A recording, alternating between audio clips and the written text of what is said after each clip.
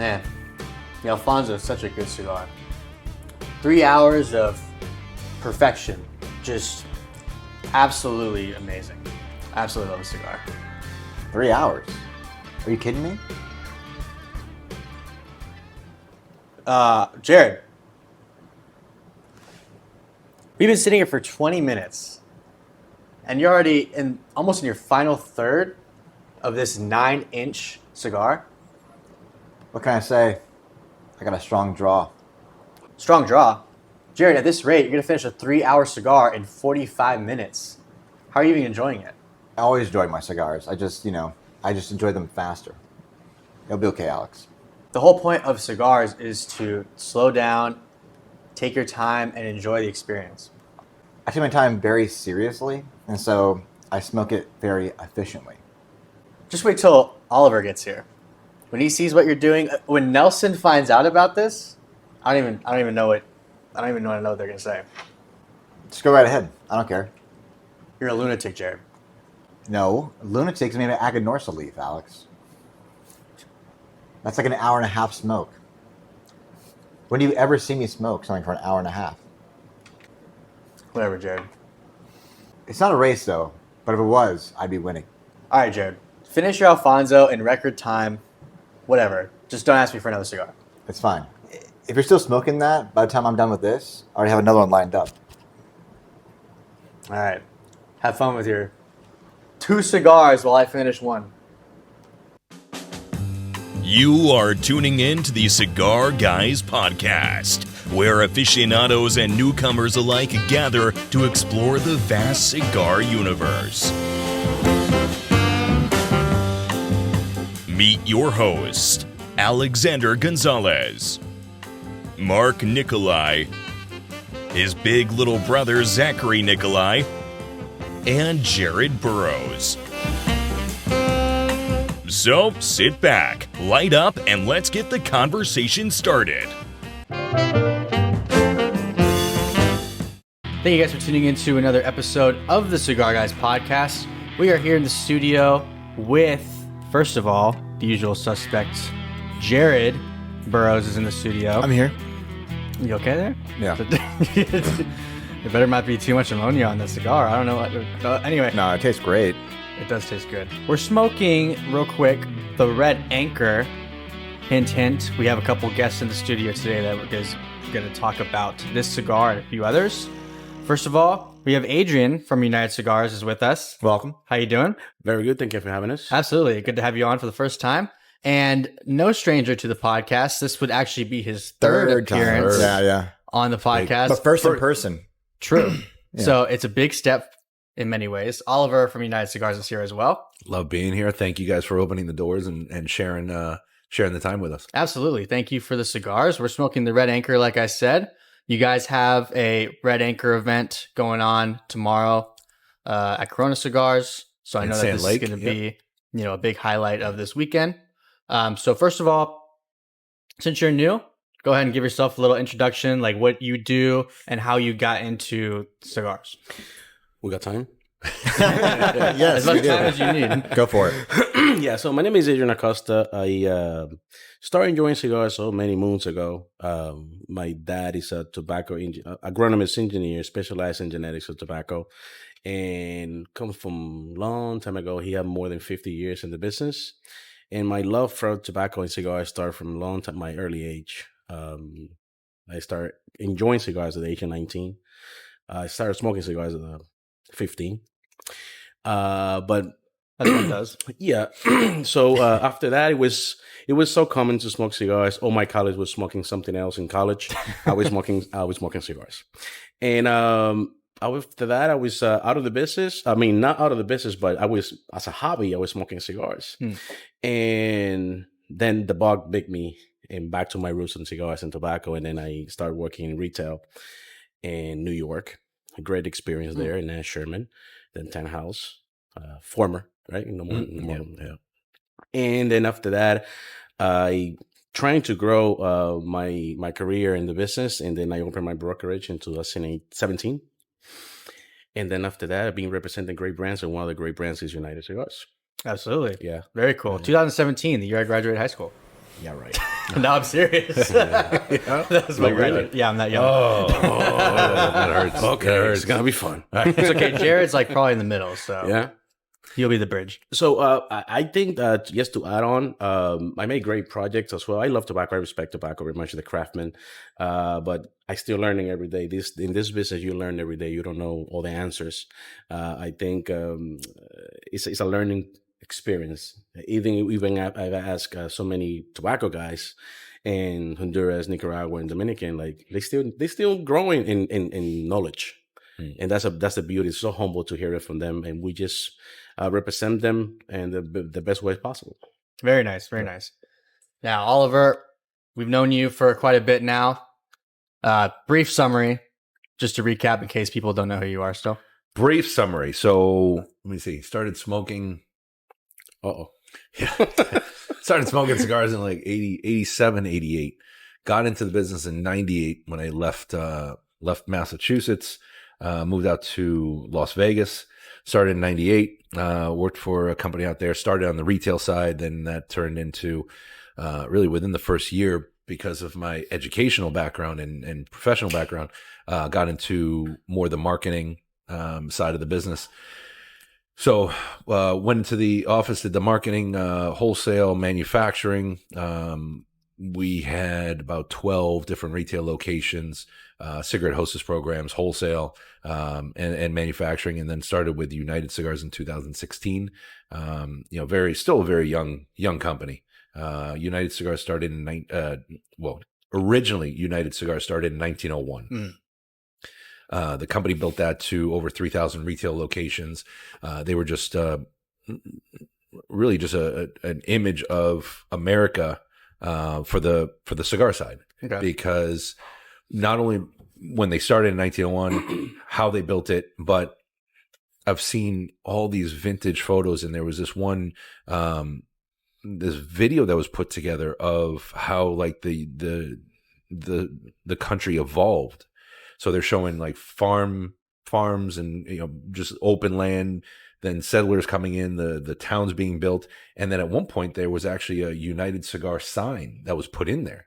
So for that company and for that person that put that together, that wanted to showcase how America was built, to then put the United Cigar symbol out there, I thought that was pretty special and unique. And so I've been with United Cigars since 2016, and able to kind of reblend some of the cigars, brand the packaging to kind of bring some synergy to the line, and it's been an exciting trip so far. That's pretty cool. I didn't realize that it was 1901. That United Cigars long history has been around for that long. That's pretty crazy.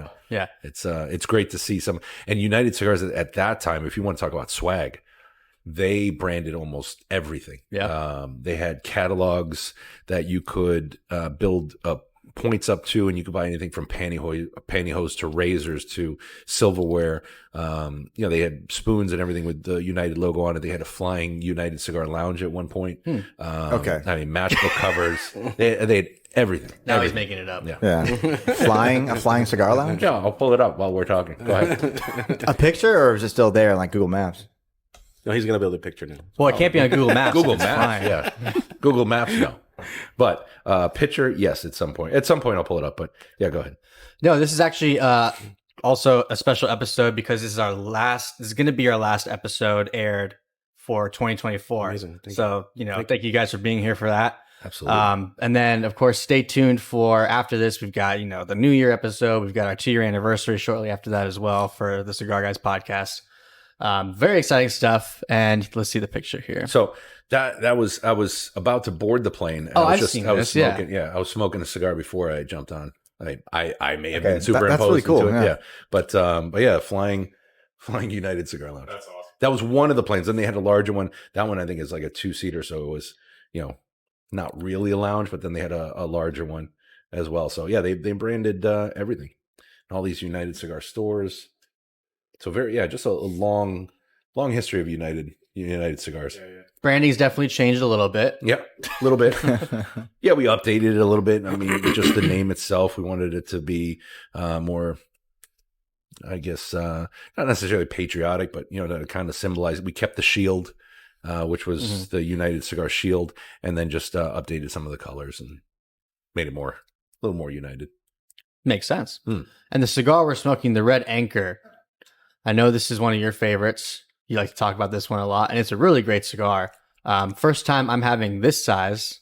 The Captain. The 5 by 50. Yeah. Yes. And I still haven't had I believe, was it 6 by 40? 6.5 by 43, the Gunner. Yeah. The Gunner. So I've had the third one.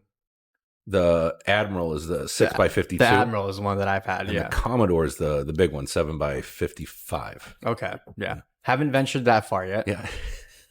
That's one that you really need some time with, to sit back and, we usually carve out, depending on the day, but you carve out about an hour and a half, 2 hours, and the Commodore would allow you to do that.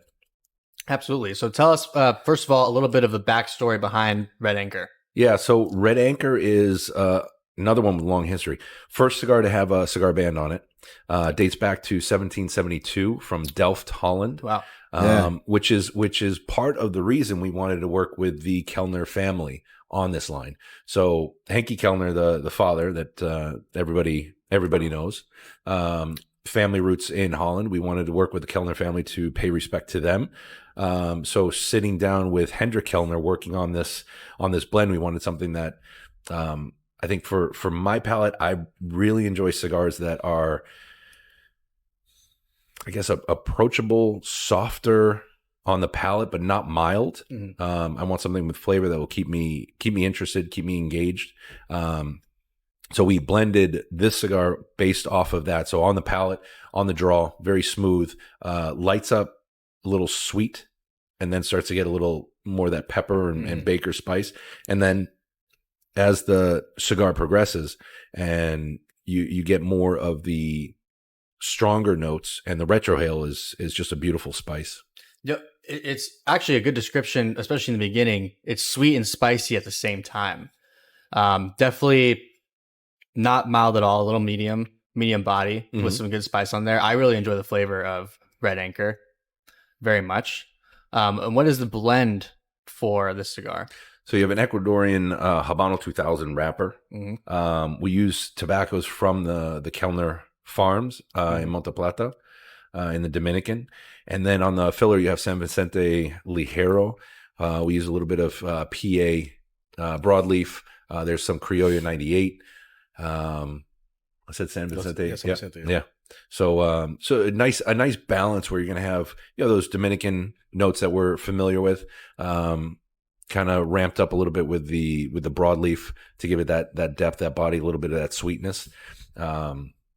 So it's again, just a good for basing off of my palate, but obviously we want it to appeal to more smokers, but something that's very subtle, with the flavor notes, but that will again keep you engaged and just offer a little bit more on the spicier side as it progresses.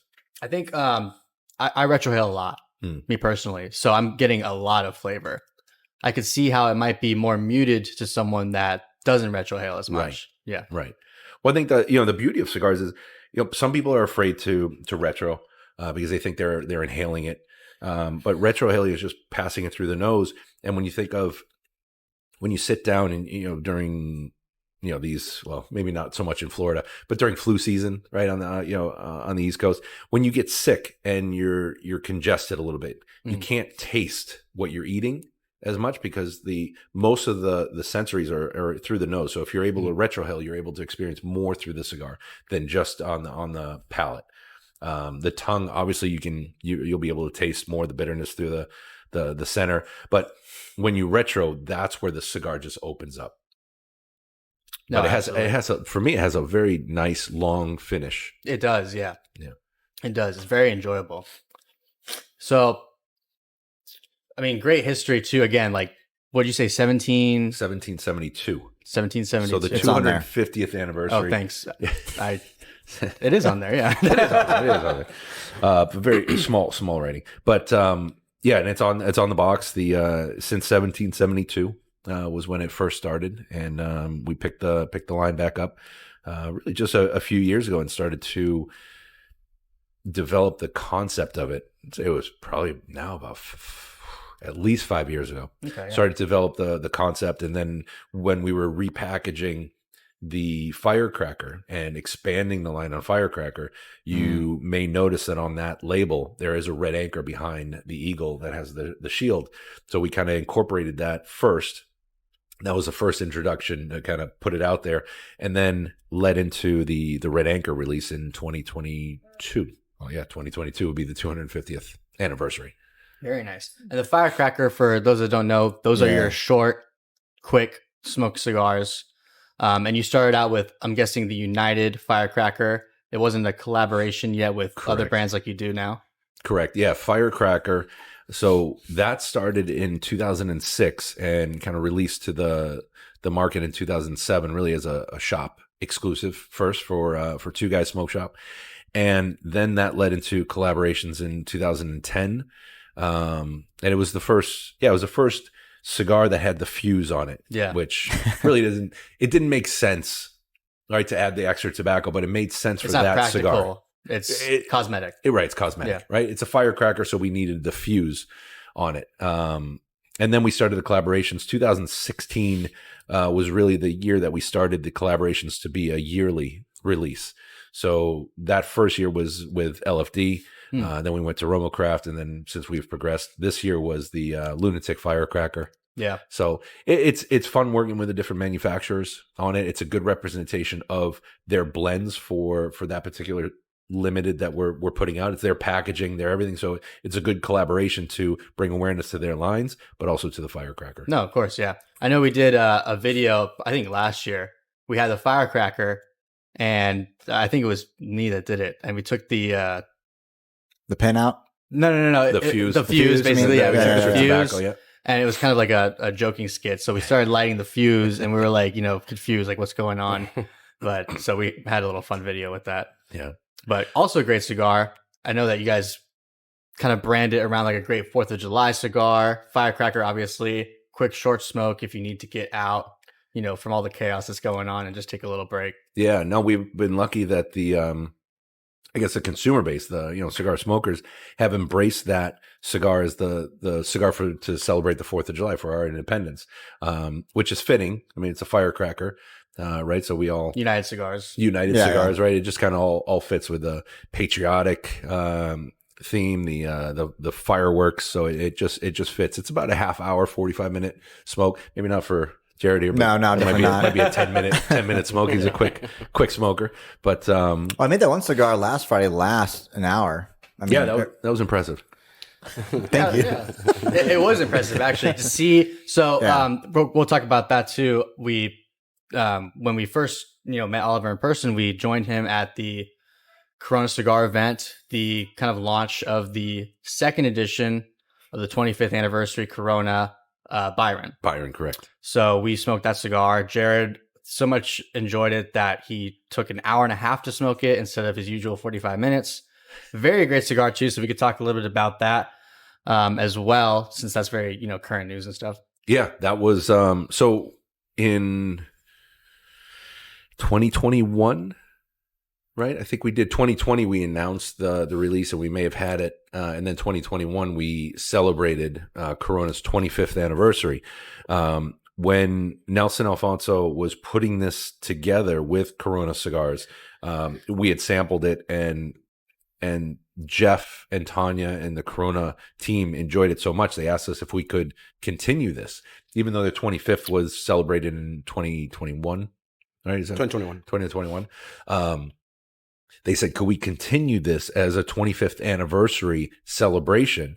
And with Selected Tobacco, because their products, their lines are aged post-roll, it wasn't something that we could come out with the next year. So 4 years later, because that Venecianos, that particular size in the 20th century, is aged for 4 years post-roll, Nelson had to start the production in 2020. And then now at the end of 2024, we were able to release it. So yeah, next year would be the full 4 years, but it will have more age, but those cigars from Selected Tobacco, Bandolero, Atabey, Byron, Bandolero, Alfonso, all go through post-roll aging. Mm-hmm. So that's what makes Selected Tobacco so unique to the industry, because no one else will put their cigars through that aging process. Right. So Selected Tobacco will roll cigars in Costa Rica. Those cigars are shipped to Madrid, Spain, where they go through the additional aging process of sitting in rooms with 5 different cedars.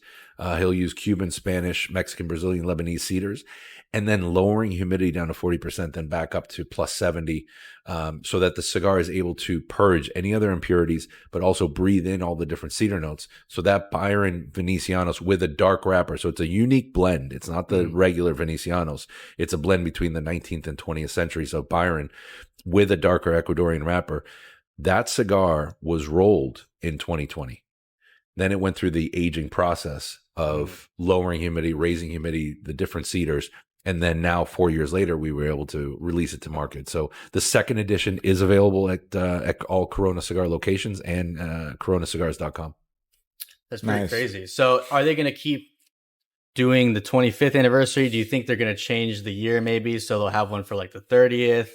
I don't know if they've talked about that much or if you can even share. Yeah, we've had conversations, good in-depth conversations about continuing the line. So, I guess without saying it, but saying it, yeah, probably, next year we'll see still the 25th anniversary. If we talk about a 30th, then it's new band, new packaging. Yeah, because the 30th, I guess, would be 2026, technically. Right. Yeah. Right, technically, yeah. So right now it's just the 25th. This is the second edition, but the celebration of the 25th anniversary. Very nice, yeah. And it was a great cigar. I mean, like a lot of the other Selected Tobacco cigars, but definitely different, as you said. For me, more spice than what is expected from a lot of other Alfonso cigars. Yeah. Yeah. So it depends. The Byron line is very interesting because you have with each century, right? So Lord Byron was a poet in London.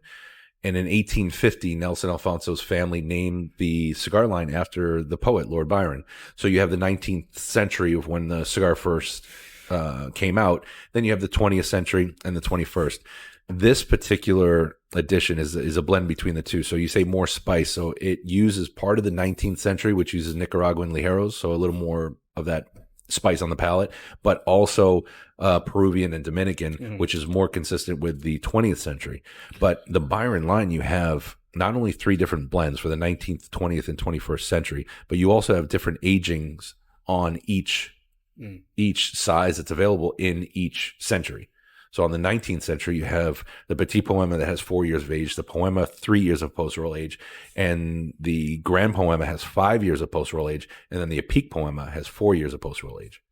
So they all have different agings on them, and they're all, similar blends, but you can taste the difference between the different shades of wrapper that are used, same blend, but then different aging and how it affects the cigar. So are the larger sizes generally aged longer then? Is that kind of the reasoning behind it? Or no, because you have the Mesolonges, which is a 7x58 in the 20th century. Okay. That's aged for 3 years post-roll. Oh, okay, gotcha.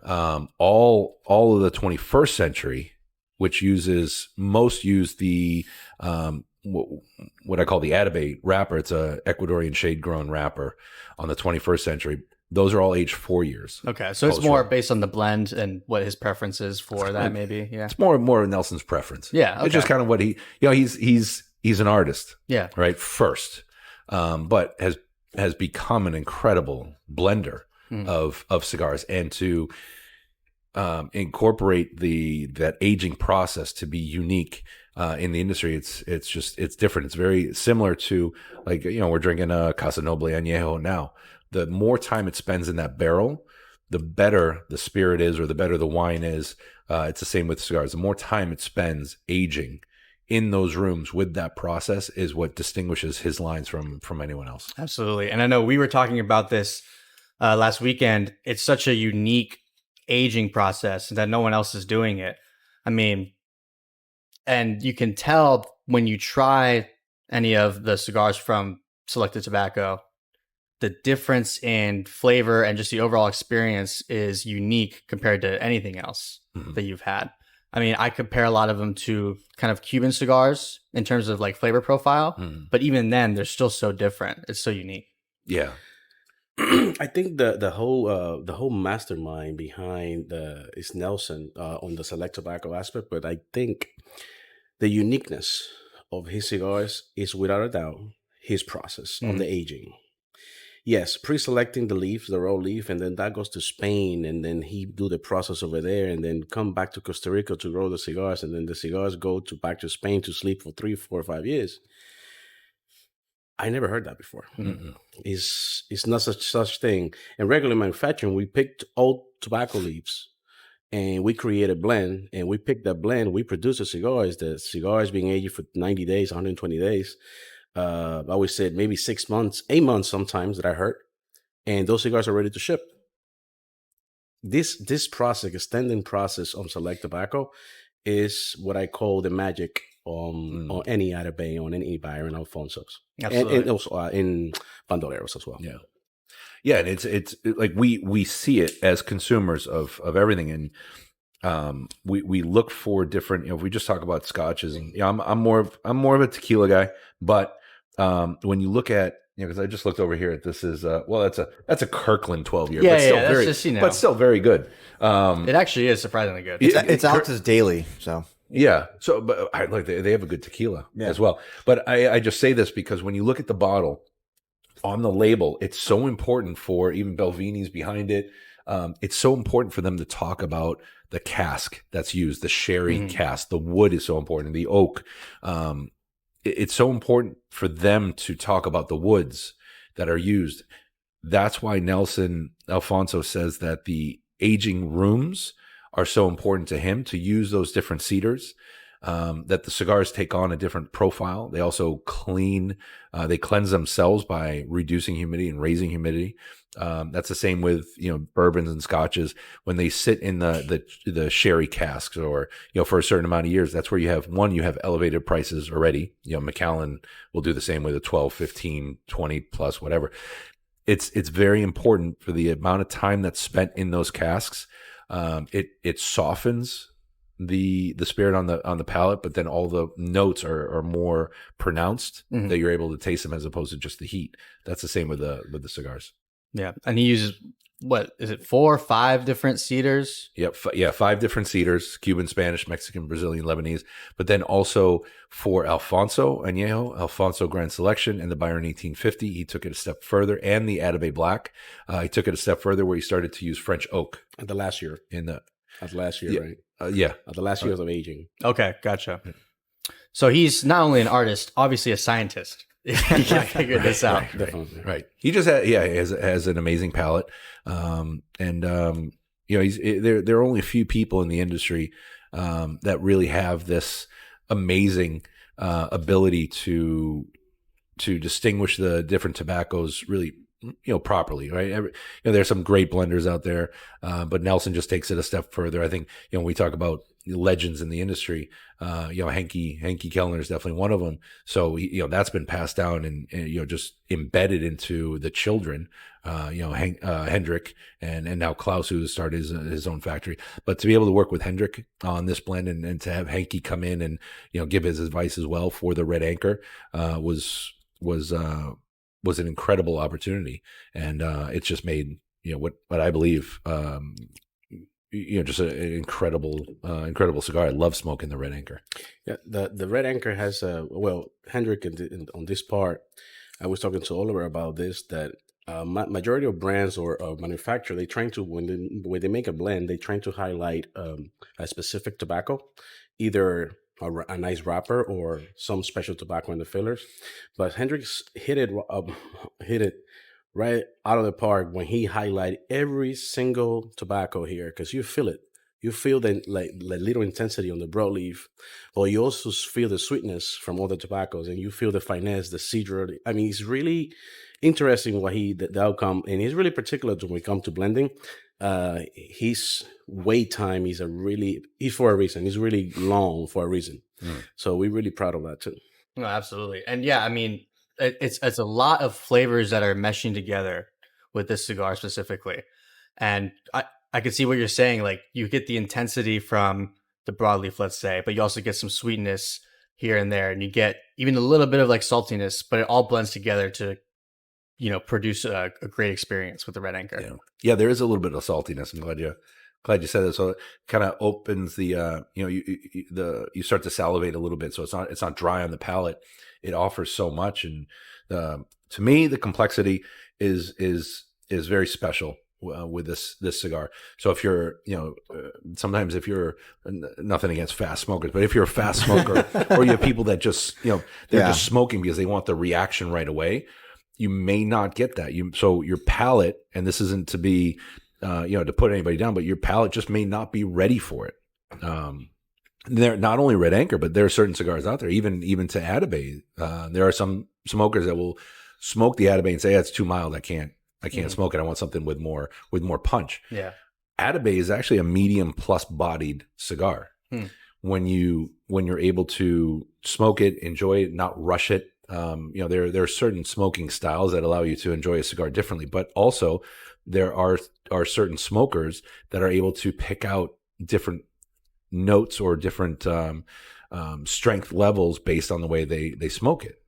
So every palate's different. A spice to me is going to be different to your spice or your spice. Yeah. So everyone's unique, and that's the beauty of this industry. We take ratings for what they are. Yeah. At the end of the day, whoever's rating it, it's going to be very opinionated, subjective. Right. Yeah, Red Anchor. Look, Red Anchor's received a 92 and a 90 from a blind tasting panel on Cigar Journal. And these bands are stripped off. The panel receives the cigar, and then they have to rate it based on what they believe the cigar is. And we've received high ratings. Atabey, has received an 88 from some, and not even higher. An example for how a panel of tasters, be it 1, 2, or 20, can be so different. We have a line called La Mezcla Cubana. It's a $6 cigar. That received a 90 from Half Wheel. 90. Atabey has not received anything above an 88. Wow. I can guarantee you that if I unbanded both of those cigars and put them in front of you, you would not select the La Mezcla Cubana over the Atabey. Really? If you base it off a rating, right? Okay. Right? Because if you look at, this cigar's rated 90, this one's 88, I'm going to smoke the 90. No, if I give you both of those unbanded, just on aesthetics, just on appearance, one, you're going to select the Atabey over La Mezcla Cubana. Smoking them side by side, you're going to more than likely appreciate the Atabey more than you'll appreciate La Mezcla Cubana. And I'm saying that because that's our portfolio, so I can say it. But for $6 and it's a rating of a 90, that's so solid. It's solid. Amazing. Right. It's a fantastic cigar. But when you look at the two, how can one be an 88 and one be a 90 when you're looking at different price points, different aging, different everything? Cigar Aficionado gave the Byron Elegante 21st century, 300 boxes are made per year. That's aged for 4 years. They gave it an 84. 84. It's not it. Yes, it's our portfolio. I'm announcing it because I know it's not an 84. It's not even close to an 84. It's a fantastic cigar. Yeah. So but why it just do you didn't think meet that the is? It's I don't know. It's hard to say. I don't know where they purchased it from. I don't know how they smoked it. I mean, obviously, look, everyone looks to them as the number one rater. I mean, that's when we're talking about top 25s, everyone's looking to them. But I don't know. Venecianos received a 91, I think, from them. So it just varies. But I'm just saying this because it's so subjective. Yeah. Well, it's true, too, because, if I'm rating this cigar for the Cigar Guys top, 25 of this year or whatever, let's say I really enjoy more full-body cigars, I enjoy dark wrapper more, I'm likely to appreciate those cigars more than maybe, Connecticut that's more mild. So that bias could come into play. Right. And Jared might be the complete opposite. So if we put those together, it's like, well, we've got two completely separate ratings. Right. So you never really know. Right. Yeah, you don't know how many people are like taking the average of like all the ratings, all the people who are doing it at the same time. I mean, I naturally like darker cigars, so I'd always pick that straight up bias. But we should try that again, where we unban a bunch of cigars and just pick them out based on the rating, or not based on the rating. We're trying to line up our flavors. You'd be surprised with the outcome. Yeah. People judge about the. Oh, I see this cigar for many dollars. many people said, "Oh, I see this wine. It's really popular. Let me try that." Oh my God, yes, it's amazing. Maybe that's not the cigar they're looking for. But isn't that like a confirmation bias? We buy something that is already told pre in advance, like, oh, it's popular. And then you say, well, I like it now, or I like it too. You're just agreeing with someone else's rating, right? Well, it gives you the, the affirmation, the cover, right? Yeah. Because this is such a new hobby, right? A new pastime for a lot of people that they want to feel as if they're in the know or they're doing it right. So to say and to take a stance, no, I love this cigar and it's a $5 cigar.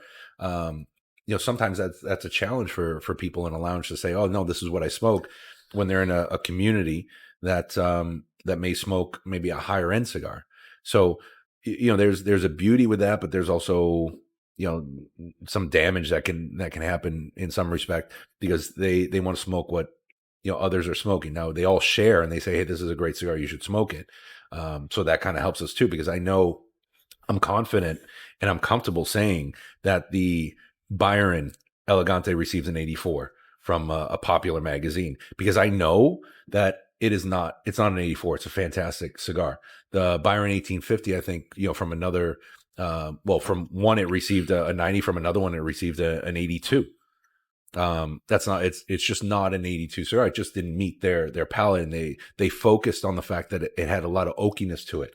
Some people are looking for that oakiness, right? Some people are looking for that cigar. Construction wise, for what it is, and the tobacco's used, it's a fantastic cigar. So I encourage everybody to really smoke what your palate allows you to enjoy. Yeah. And I can say too, me personally, a lot of times I will purchase a cigar, and based on how it looks, I'll kind of expect a certain experience, a certain flavor from that cigar. And if I don't get that experience that I was anticipating, I get a little disappointed because I've kind of psyched myself out in a way. Right. So I might pick like a Connecticut broadleaf wrapper, for example, and have an expectation of how it's going to taste. And it might be completely different from what I'm anticipating. And that to me will be like, oh, well, it wasn't as good as I anticipated. And it's kind of my fault. I psyched myself out.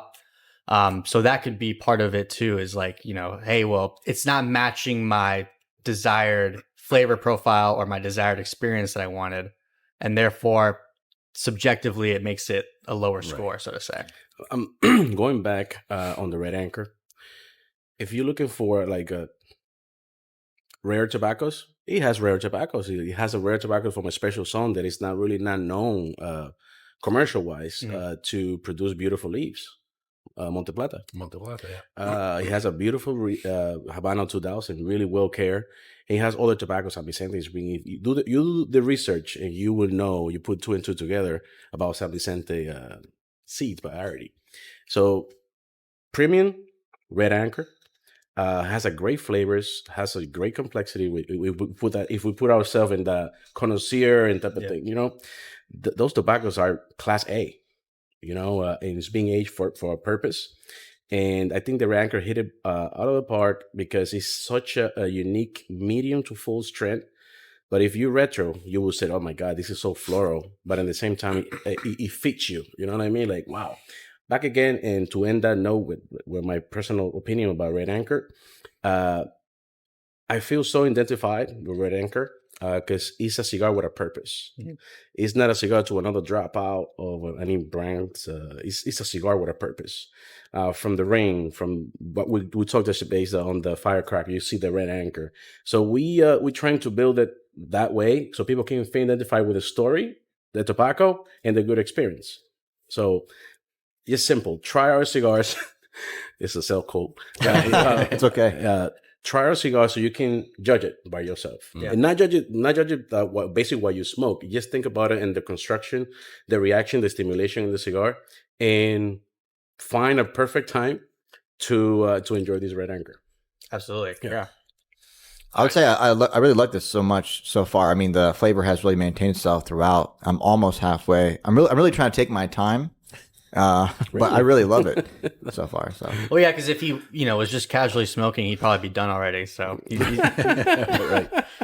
right. But there's nothing wrong with that necessarily. There are fast eaters. There are fast drinkers. I've sat down for dinners, and I'm a moderately slower eater, but I might be done with a meal, and there might be someone like my father. He'll take an hour, but that's just his style. He'll eat slower. So, but he still enjoys the meal. Yeah, and you still enjoy the meal. Let's say if you're eating it faster. Right. So it's up to the person. I mean, like, you smoke a cigar fast. I really enjoy the cigar, and I'll take 3 hours to smoke a cigar. I still enjoyed it.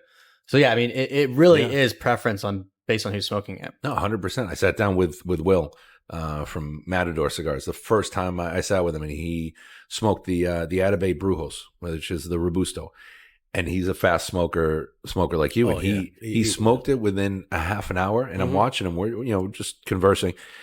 And I'm looking at him. He's almost done. It's down to like the nub. I'm like, he's gonna hate this cigar. He stopped. He's like, that was one of the best cigars I've ever had. I'm like, how did you enjoy it like that? But again, it's the palate. It's all subjective. So, but I also feel like if I can't put it down and the taste is so good to me, like, why would I want to put it down? Right. Exactly. Yeah. Especially if I get like another one after. Because for me, like, I don't understand how you smoke a cigar so fast and still enjoy it. Because if I smoked it that fast, for me, it would be bitter. It'd be too hot. Right. But some people like Jared, they're able to smoke a cigar really fast and still enjoy it. So it's like, okay, there you go. Right.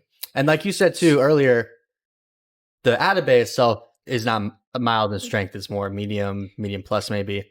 The flavor profile might come off as more mild to a lot of people. So I can see what you're saying, where someone smokes it too fast, they might take it the wrong way, and it might end up being bitter to them or super mild because they're rushing through it. Right. So would you say they're missing the full experience, so to speak, by rushing through? Some people could, yeah. Yeah, I agree with that. I think, well, when you look at like a Jack Daniel's Jim Beam, mass produced, I don't know if there's, I don't know if there's aging. I don't know what they do, but it's put to market fast. So when you take a sip of that, there's more heat, right? Yeah. But for some people, they love it. But then you go to the different spirits that are aged longer, that heat is removed, but some people just don't have an appreciation for that. They can't fully understand it. Right. So I'd be curious too, if you took like whatever you smoke it one way, and then smoke it, you guys switch how you smoke. You both smoke one cigar fast. Take the Red Anchor Captain, smoke it fast at the same pace. Like, you have to look at the cigars. Okay, we're smoking at the same pace, and then your reaction to that cigar. Then you switch smoking styles again. You smoke it slower and see if you pick out different notes and profiles of the cigar. There's an idea, because it could be different. So, are you missing out? Maybe not, because your palate is different than yours. So yeah, maybe my palate's just so advanced that I get everything coming in, that regardless of speed. Yeah. So. You could be blessed by the cigar gods. But yeah, right. But we're all different. There are some adrenaline junkies. So maybe your palate is an adrenaline junkie. It just needs it fast, quick, now, right? So you have to smoke it fast. Where your levels of adrenaline for whatever you're doing, you may get excited on merry-go-round. And you're like, well, this is so fast. Hold on, slow down. But that there's something about a merry-go-round and the horses going up and down and just slowly spinning that just it excites the senses. But you may need to be a cliff jumping, right? You might need that type of strength for the cigar. So yeah, that'd be interesting between the two, because you have different smoking styles. Yeah. So smoke the same cigar and smoke it in your respective styles. We're going to do that. There's other things too. I mean, like, for example, we've talked about this before. If you smoke a cigar when you're sitting down by yourself, relaxed, you're taking your time, and then you smoke that same cigar when you're working, let's say, like if you're working at a cigar lounge, or maybe you're at a party and you're moving really fast, you're talking to a bunch of people, the experience is going to be different. I've smoked cigars, let's say, like, after quite a few drinks, and I'm out, with a bunch of people talking, best cigar ever. Right. But then I sit down and smoke the cigar by myself, and I slow it down, and I'm like, this cigar is really not that good. Right. But because of how I felt in that moment and the experience, it made the cigar in my brain feel much better than maybe it was, or vice versa. So the experience of what you're doing can have an effect on your smoking. 100%. True. Yeah. It's a very emotional pastime, right? We smoke it for either special occasions, or we smoke it to relax, to take away the stresses of the outside world. This seems to be the smoking room. So doors are closed, garage is closed, everything's, quiet. That experience is going to be very different than when you go to a lounge and there's more movement. And more smoke in the air. Right. Yeah. And it's just going to, same with restaurants, right? A busy restaurant, lots of noises, it can take away from that experience. That's why there are some restaurants, some kitchens, it's a quiet kitchen. And there are some kitchens that are very loud. That, those little movements, those little noises, somebody, when you're smoking a cigar, imagine you're sitting there and you're just enjoying it and you're kind of escaping. Then all of a sudden somebody comes in and, there might be shades on the door and it's dark, and then they open the door and there's all of a sudden the light comes in. So all the different senses start to be distracted from the light from the door opening, the sound, maybe there's a bell on the door. It distracts you from that experience, to different levels. Right. But that's a good point though, because, let's say we go into a steakhouse, you have a really nice steak. Obviously the place is packed, a lot of noise, everything's going on. You have that same steak at home, by yourself or with one other person, you're both eating, everything's quiet.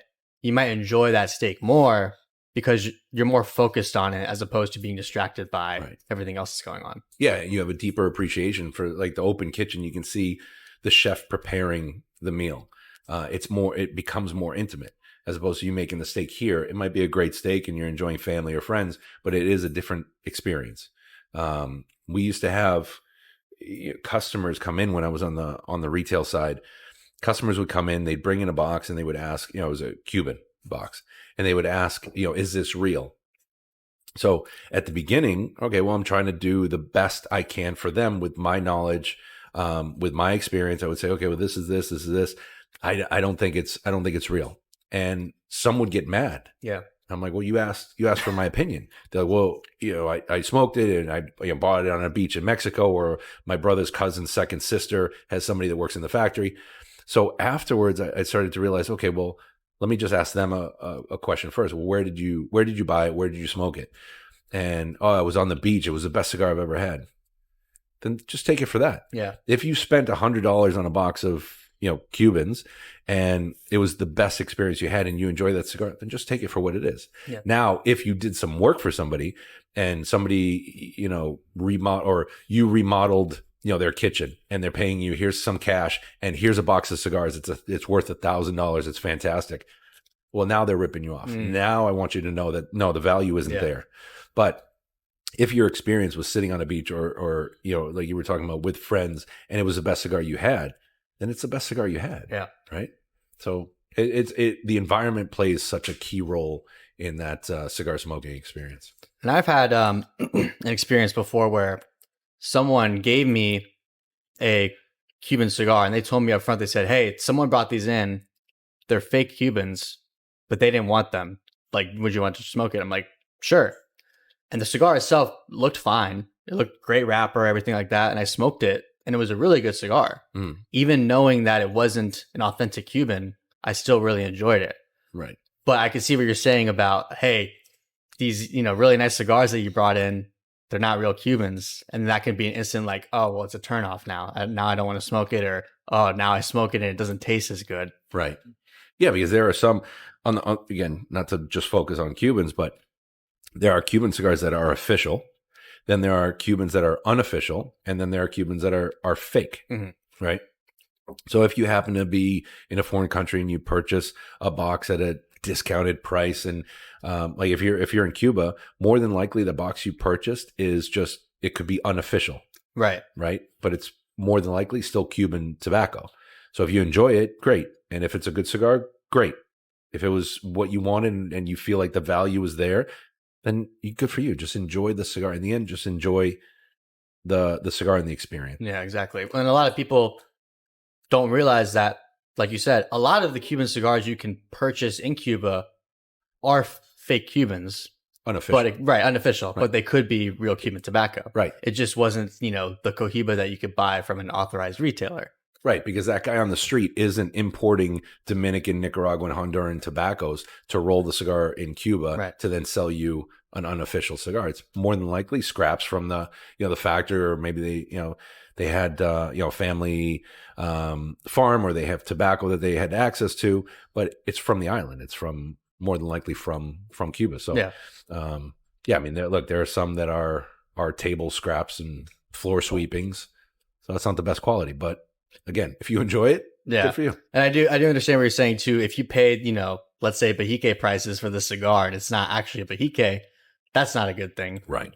It still could be a great cigar, but you're paying that premium. Exactly. Man. Look, that Kirkland brand, if we poured that and sampled it with some other, higher end scotches or whiskeys, that might be the top one. Mm-hmm. We're all going to select something different. I can guarantee you, whatever top 25 list you're looking at, if we took the top 5 and sampled them, we probably wouldn't come out with the same number one. Right. So it's subjective. I mean, it's a good gauge, for where, what cigars are good, but it's also not necessarily a good representation of all the lines that are out there. There are some great lines that are out there, smaller boutique companies like United Cigars that may not be represented on different,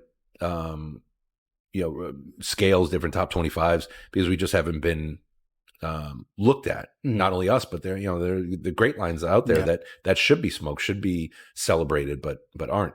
And there are instances where you do look at a top 25 list, and a lot of the cigars are big name brands that are on that list. Mm. And you might think to yourself, like, wait a minute, this cigar is, number 5, but I've smoked stuff from United that's way better. Right. So Thank you. Yeah. No, and that's the truth too. That was not a Sometimes big plug. I won't say, who it is, but you look at a list and you're like, why are these cigars number 3, 4, 5, whatever? Right. I've smoked this cigar and this cigar, it's way better. So I guess the moral really of what we're talking about is, you got to be able to put branding aside. You got to be able to put a lot of things aside and learn that the cigar itself can be enjoyed very much. And it might be your favorite cigar, even though it might be a really boutique brand without the big name backing. There's a lot of cigars out there from all aspects that can hit your palate right and, be considered like the best cigar ever. Right. At least for me, when it comes to cigar ratings, I'll read the list, similar to like wine ratings, and I'll just write it down in like a note or mention it to one of us and say, have you tried this before? And then try it myself and kind of ignore the number. But at least it's now in my, in my mind to think about trying it next. Right. That way it's not as subjective. Yeah, it's a good reference point for sure. But yeah, there are just so many cigars just within even the United portfolio. There are so many lines out there that sometimes it's hard just to deviate from what to go to something else, because you know that you're going to now spend an hour and a half roughly to smoke a cigar. So do I want to go away from what I know is going to be good to try something else? Yeah. It's not it's not like going to a food court and people are sampling cigars. It's a one bite, 30 seconds later, you're like, oh yeah, I'm going to order from here. Right? This is a cigar that you're now going to purchase, spend anywhere from $10, $20, $30 on, that you're going to take an hour and a half. So we're creatures of habit. Mm-hmm. And sometimes we just forget that the cigar we tried was very good. We enjoyed it, but then we go back into the shop, a week later, and we just we forget to go back to that cigar that we enjoyed, that we tried. We go back to what we know, what we're comfortable with. No, that's a good point. There has been instances where I've tried a new cigar and I've really enjoyed it, but I forget about it because you have that list of go-tos that you always go back to. You hear it over and over again on podcasts and, just in different circles. Like, I forgot about that cigar. That was such a good cigar. Right. But we just forget because it's just not in front of you all the time. It's funny, real quick, you mentioned too about, sampling at a food court. We've done, events for our cigar brand as well.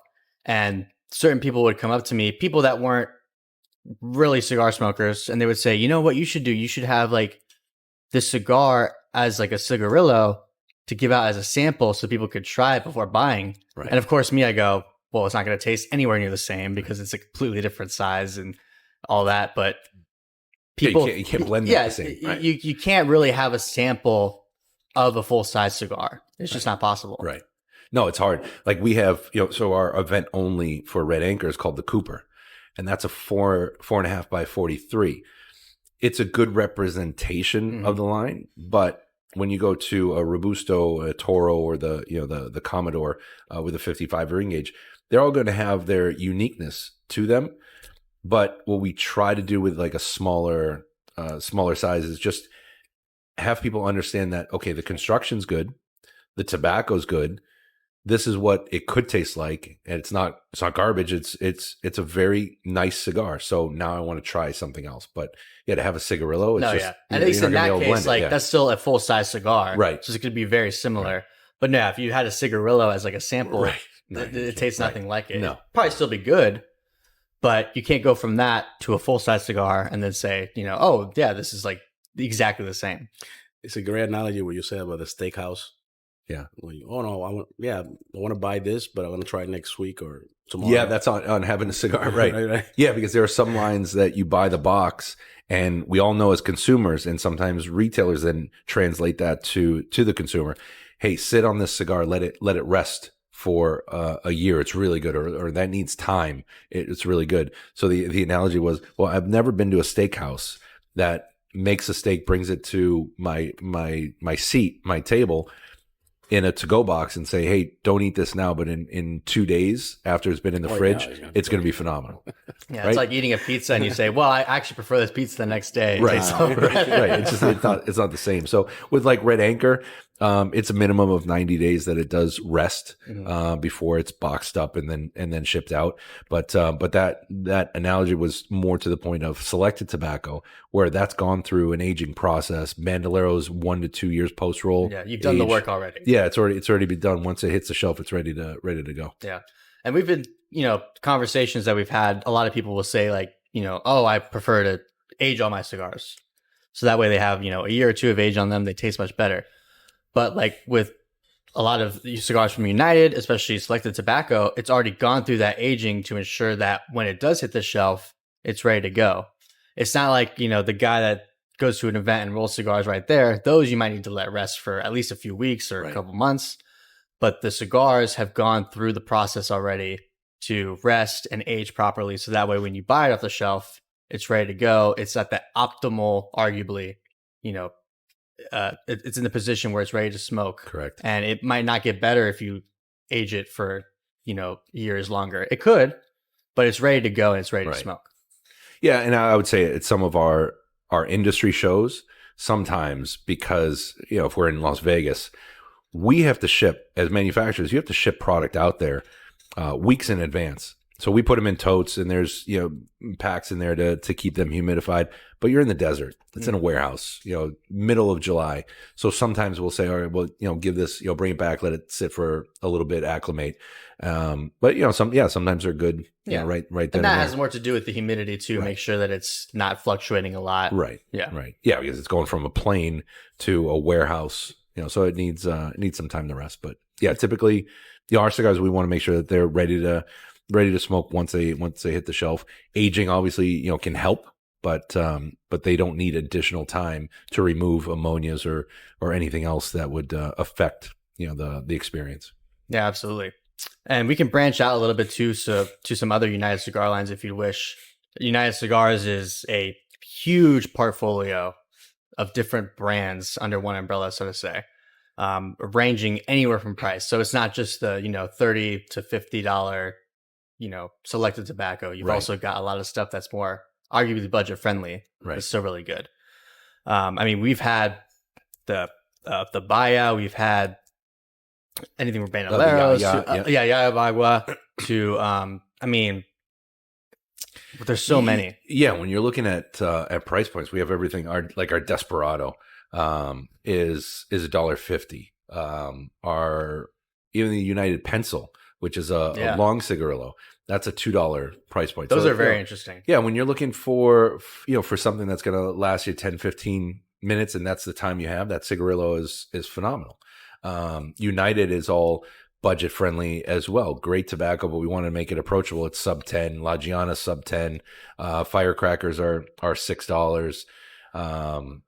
So we have an extensive portfolio that. We work with some great manufacturers. The Abuelo is made at JRE. So beautiful Corojo filler and binder, Honduran wrapper. That's $9-10. The Garofalo made at the Perdomo factory. Great construction, great tobacco, pure Nicaraguan, except for the Connecticut that uses Ecuadorian Connecticut shade. but the Sun-Grown and Maduro are puros. What else we got? I mean, La Giana, Red Anchor. We distribute for Arnold Andre, the Montosa and Terra Nova. Arnold Andre is a company that's over 200 years old. They started to roll premium cigars in the Dominican in 2011. They were just added to Pro Cigar, which is a great honor for the company and the brand. So we represent two of their lines here in the U.S. Very nice. How are you on time, by the way? Good? Pretty good. Okay, good. Yeah. Just making sure, yeah. Yeah, we're at an hour right now. Okay. Oh, that's great. Nice. Yeah. You have anywhere to be or? No. Okay, just making sure. Yeah, I don't want to. Good. But so another question I had too, and you both can answer this because I know you're East Coast rep. You're doing a lot of representation all around the country too. Do you guys have a struggle sometimes with, let's say, your more expensive cigars, either selling to the shop or to certain customers because of the price point? And if so, how do you kind of get around that? So I think for price point, it comes down to being comfortable, not selling out of your pocket, believing in the product, because we have had instances where the consumer wants it in the shop. So the retailer then comes to us to, if we're talking about higher end luxury, Atabey, Byron, then the retailer wants to bring it in, but then it just doesn't do as well for them because they'll say, well, yeah, but it's an expensive cigar. As soon as you say that, then you're just looking at price point. You don't really appreciate or understand the value. So if you're not comfortable putting a premium product into someone's hands, knowing that they'll like it or they won't like it based on price point, but you're putting quality there, then you're going to have a difficult time selling, be it our product or anyone else's. And every store is different. There are some that we do very well with our classic line, which is a bundle line.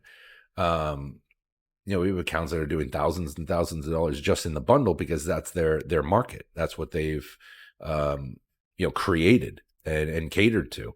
So every shop's different. Really, they're building their humidor based on what they believe or what their customer base is. So it's all very unique. So yeah, there are different struggles that we face, and I think a lot of manufacturers face. Well, I mean, and to your point too, you have lounges that are completely different in terms of maybe what the customer is purchasing. A lot of lounges, it might be people that are strictly looking for more budget sticks. And you have lounges like Corona, for example, where you have a lot of people that don't mind spending the $30, $40, $50 on a Byron or an Alfonso and enjoy that cigar. So, I mean, I guess to your point, it's all about really the consumer base and being able to match what they're looking for. Yeah. And when I first started in 2016, Atabey and selected tobacco was just an unknown. So I would have some retailers say, well, we don't have that market, or nobody's asking for it. Why is it this much? So we had to explain the process, one. And two, if you don't have the market for it, well, you haven't catered to that market yet, right? You're not going to go to, you have a Tesla outside. You're not going to go to, nothing against Hyundais, if anybody drives a Hyundai, but you're not going to go to a Hyundai dealership to buy a Tesla, right? Because they don't have it. But if that Hyundai dealership was close to you or accessible, and they started to sell Teslas, and you were looking for a Tesla, more than likely you might go there and just see, okay, what's their price? What do they offer? Do they offer the same service? Do they have the same pricing structure as Tesla? Well, there's no dealership, but you know what I mean. Tesla directly. If they don't have it, you're not going to go there. But if you start to have that availability and that offering, well, then you'll start going there. So that's what we've noticed at some of these retailers that wanted to kind of have that higher end luxury line. They started to bring it in. They started to get customers. That's a good point too, because sometimes if we're looking for a specific cigar, we say, oh, well, we can't go to the lounge across the street. We have to go to a lounge that's a little further away because we know they have it. Right. This lounge doesn't have it. Right. But if they did have it, then maybe there'd be more people that would be willing to go there and say, hey, I'm looking for this specific brand. Let's say it is, Alfonso, for example. You guys have it. I'm going to come to you. Right. But since you don't have it, I have to drive a little further and buy it from someone else to purchase it. Right. And you don't know if people are asking for it, because you have the front lines, right, of the store, which is the sales staff, right? And then you have the management that might not be on the sales floor all the time. So if somebody's asking for a cigar, it might be a part-time employee that's there, and they have, just by chance, they have the person asking them on a daily, weekly, monthly basis for a particular cigar. But then if that doesn't get translated to upper management or to the owner or whoever the buyer is, then that person isn't going to say, oh yeah, we have people asking for that all the time. So it's, there's challenges for all sides, right? For the consumer, for the manufacturer, the retailer. It sounds like it's a little bit more of an education plus convenience balance, right? Like if I can try a single stick in the store, I'm more likely to buy a box the next time I go. In my case, I think the first example is Red Anchor, for example. We have stores that cannot maintain inventory. They're doing so well. And then when you visit a neighbor or another store like miles away, they said, oh, well, it's really hard to understand. I said, which part you don't understand in the education part when we include the cigars? Well, I exchange the staff.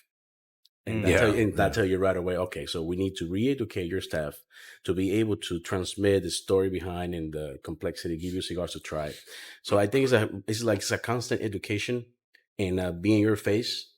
And that's the biggest commitment that we have with all the retailers yearly, not like sell cigars, educate you and go on. No, it's a re-education yearly basis.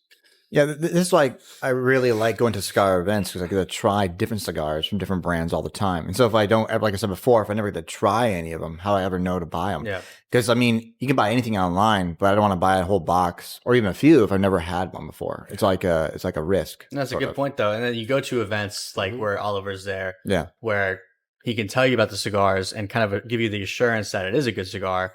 So you have at least that background check and say, I'm willing to try it. Yeah. But you bring a good point too, because if I work at a cigar lounge, for example, and we have 100 different brands that we're selling at the cigar, I've got 3 favorites.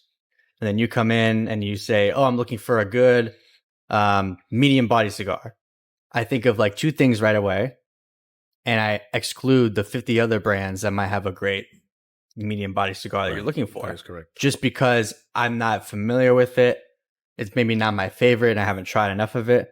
So that's a big issue too, It's a lot of common words as a retailer. I put my retailer hat right away. I said, oh, you want a medium cigar? Okay. Which is your favorite cigar? Nicaraguan, Dominican, Honduran? Then you open his mind. Oh, shit. Let me search what's my favorite. Right. Yeah, it's Nicaraguan. Okay, so let me pull you aside. I'm going to give you 2 suggestions. One Nicaraguan and one Dominican. Both are great. Medium. So it's a big explanatory. If I always encourage all the shops that I attend on a yearly basis to like go think outside of the box and trying to not make one suggestion, trying to make multiple, because we live in a good era of cigars. I mean, we have a lot of great brands with great cigars, majority with great quality. And if you only pick point one cigar because that's what you like on the medium side, you losing that customer to try other cigars, which is great. So that's my point of view on that education part. It's really interesting. Yeah. On the retail side, if we had somebody that was coming in, they're new to cigars, or they're still novices, I guess. They haven't experienced everything. You could tailor make a pack for them, right? But their medium is going to be different than someone else's medium. So then I would just say, look, the beauty about cigars, I'll give you, try these 3. But what you want to do is start from the left, work your way to the right, and figure out where your palate falls and what you enjoy, because I can recommend cigars, but especially when you're just starting out, just trying different cigars, different countries, different manufacturers, different blends. That's the beauty of the industry too. Yeah. Absolutely. Well, I think it's about that time. We're all finishing up. We've had some great conversation. I appreciate the insight from both of you. And I appreciate you guys for coming. And thank you so much. It was awesome. Yeah, thank you. It was a great time. No, thanks. And again, thanks for opening the doors and allowing us to be here physically. Absolutely. It's pretty cool. It's great coffee, by the way. Yeah. Oh, of course. Thank you. This was hot coffee. No, thank you guys. Absolutely. All right, guys. Thank you so much for tuning in. We'll see you next time. We hope you enjoyed this episode of the Cigar Guys podcast. Make sure you subscribe and hit that notification bell so you can stay up to date with all the latest episodes. Looking for short-form content? Check out all our social media accounts in the description below.